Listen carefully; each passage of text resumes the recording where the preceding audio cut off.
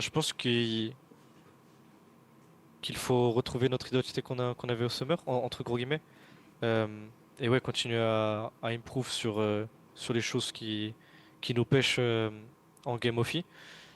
Et ouais, ce genre de choses, bien évidemment, c'est le taf qu'on doit apporter pendant les semaines de scrim. Du coup, ouais, on va review la game par exemple aujourd'hui et discuter de ce qu'on aurait pu mieux faire, que ce soit en draft ou in-game. On tryhard, bien évidemment, il n'y a pas vraiment d'approche spécifique ou autre, hein. Notre but, c'est de, étape par étape, gagner la LEC et potentiellement partir à l'international.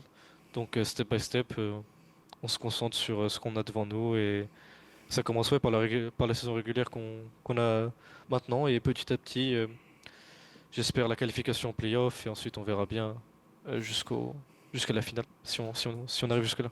Je pense être plus décisif, avoir des scrims plus productifs en général. Et moi, je pense juste être honnête avec soi-même et avec ses coéquipiers sur sur ce qui se passe autour de nous, dans notre environnement, que ce soit sur du in-game ou en dehors, pour avoir pour ouais, juste avoir une bonne forme en général. Et ouais, de toute façon, c'est un marathon, hein. Comme on dit toujours, c'est pas un sprint. Donc c'est important de trouver, ouais, de prendre son temps et vraiment trouver la formule qui gagne, entre guillemets. Je pense être plus, être plus, comment dire, avoir un peu un plus gros rôle de leader en termes de décision. Pas forcément une game, je pense que je le fais déjà en tant que tel. Mais je peux encore mieux le faire, bien évidemment.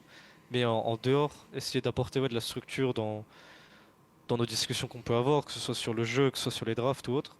Et je pense que c'est quelque chose que je peux faire euh, et que je devrais mieux bosser. Je pense que ce serait un gros plus pour l'équipe en tant que tel.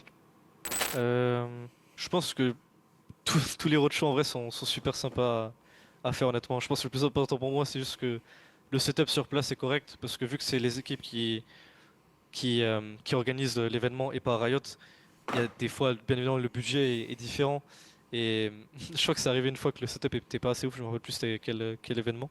Mais ouais, juste pour moi le plus important c'est juste d'avoir de bonnes conditions de jeu, honnêtement. Et sinon, par ça, non, en vrai, tous les roadshows sont assez hype. Je pense que ce soit la communauté française ou espagnole, des deux côtés, ils sont très très chauds, ouais. Je pense, ouais, c'est une question très simple, hein. Je pense que ça serait casser les couilles, bien évidemment, par défaut. De un, parce que la fanbase, de toute façon, c'est eux qui vont organiser les événements. Je pense que c'est clairement les deux équipes, les trois équipes, si je m'inclus, bien évidemment, avec G2, qui ont l'air le plus strong, honnêtement. Il n'y a pas photo, il y a pas de photo là-dessus, du coup, ouais, je pense que ça ferait sens.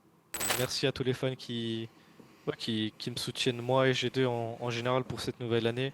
Euh, on n'a clairement pas le meilleur start, on va pas se le cacher, mais je pense que on va tirer de bonnes choses de ces défaites, en tirer les bonnes leçons. Donc moi je suis confiant pour la suite et ouais merci du soutien que vous nous donnez et j'espère qu'on pourra vous rendre fiers ce split et cette année en général.